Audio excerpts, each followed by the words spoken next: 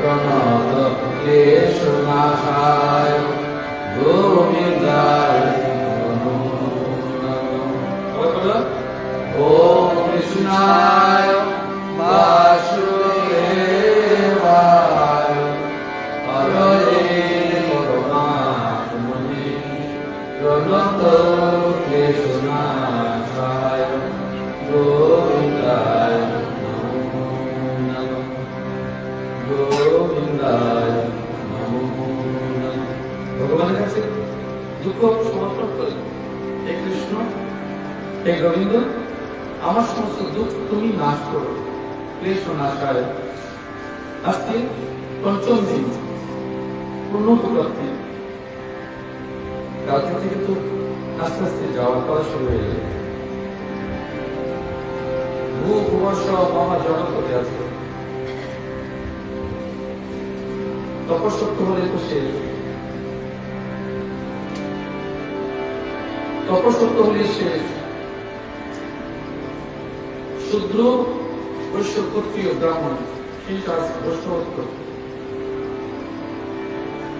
মাটি, জল, আকাশ, বায়ু, অগ্নি, পাঁচ তত্ত্ব, আত্মতত্ত্ব। এই ক্রমানুসারে আজ কিন্তু পাঁচ পূর্ণত্ব কিংবা পঞ্চত্ব, মানে মৃত্যু। আজকে ভগবানের যে পুজোর কথা বলেছে, ভগবান নিজে কিভাবে একটু বলেছে সেটা বলছিল। যেভাবে ভগবান বলেছে, তার আগে ভগবানের জন্য তোমাদের সবার জন্য একটা ছোট সংলাপ করছি।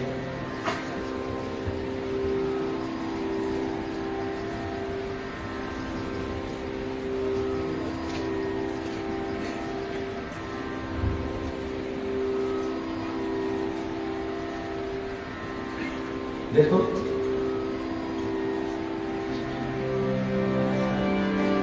আমি পুজিব ভগবান তোমারে, পুজিব ভগবান। আমি পুজিব ভগবান তোমারে,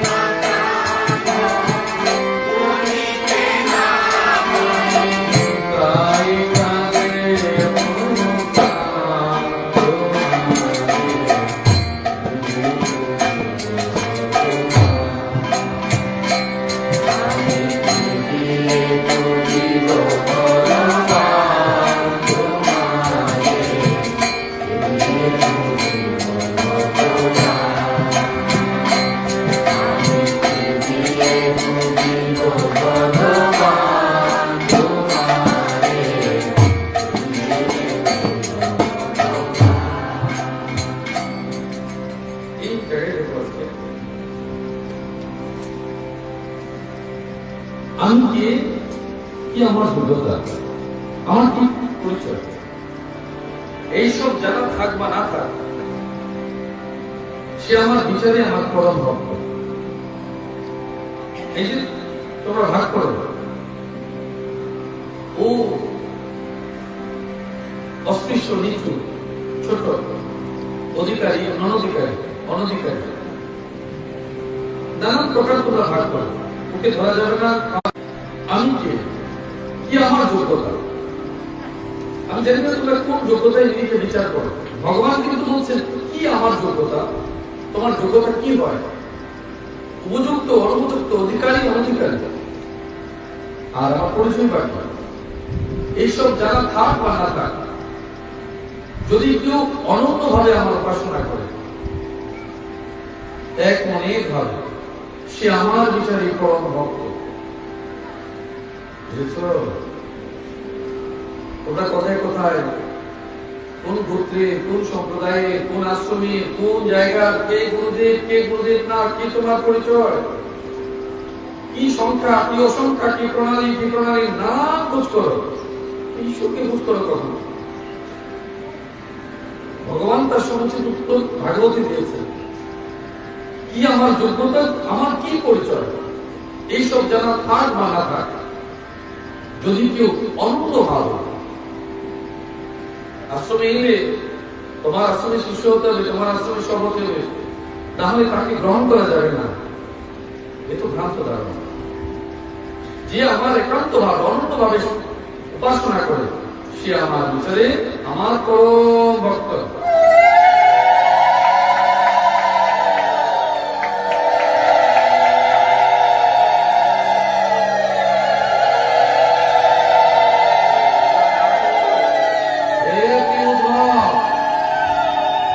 যখন ভগবান বলল সে তোমার হোক না হোক, পরিচয় জানুক নাই জানুক, সে তোমার পরম ভক্ত, সে আমার পরম ভক্ত, ভগবান নিজে বলছে। তো তোমার প্রশ্ন, জিজ্ঞাসা দিয়ে কি হবে, তোমার সার্টিফিকেটে কি হবে, তোমার পরিচয় দিয়ে কি হবে?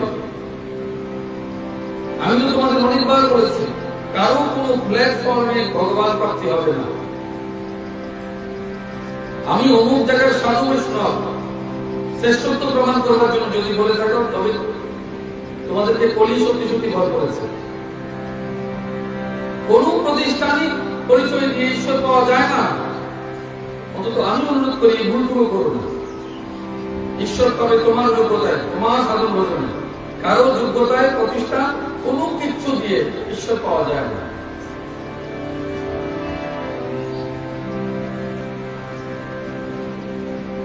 আমি ছোটবেলায় বলেছিলাম, এটা অনুবাদের ক্ষেত্রে করবার জন্য বলেছে, আমার মা গরিব, তাই বলে কি তিনি মানব?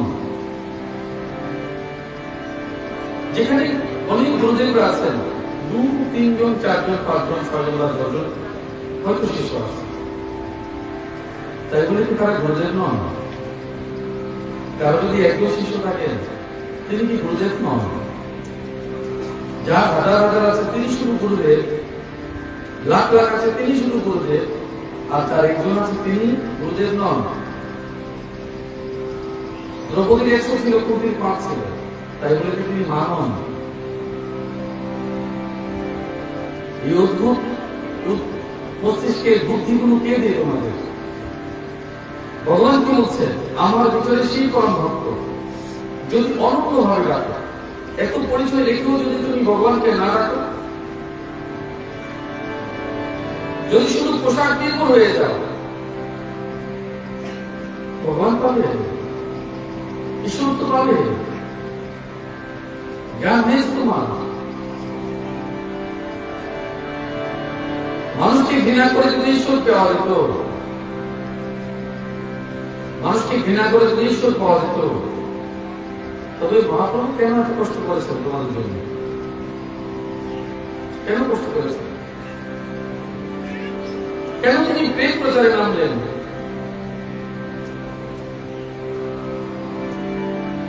কেন তিনি প্রেমকে সর্বাধিক গুরুত্ব দিয়েছেন? এক নাম তিনি জগতের মাঝে ঢের বিচার সব কিছু ঊর্ধ্বে উঠে শুধু নামের মাধ্যমে জগৎকে ভাবতে চেয়েছেন, ঈশ্বরের সঙ্গে জুড়তে চেয়েছেন।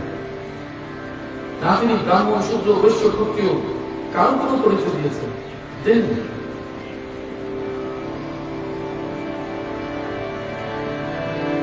হে প্রিয় উদ্ধব, আমার বিগ্রহের এবং আমার ভক্তদের দর্শন স্পর্শন পূজা সেবা শুশ্রূষা স্তুতি প্রণাম আদি করা কল্যাণ করে আমার গুণ ও কর্মের সংকীর্তন আবশ্যক। কি বলছেন? আমার বিগ্রহে আমার ভক্তদের দর্শন করবে।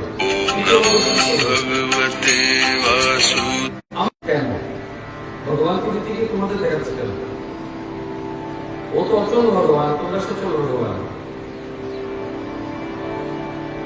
ও হচ্ছে অচল ভগবান, তোমরা হচ্ছে সচল ভগবান। ওনার কাছে কথা বলতে হলে আধ্যাত্মিক চেতনায় দিতে হবে।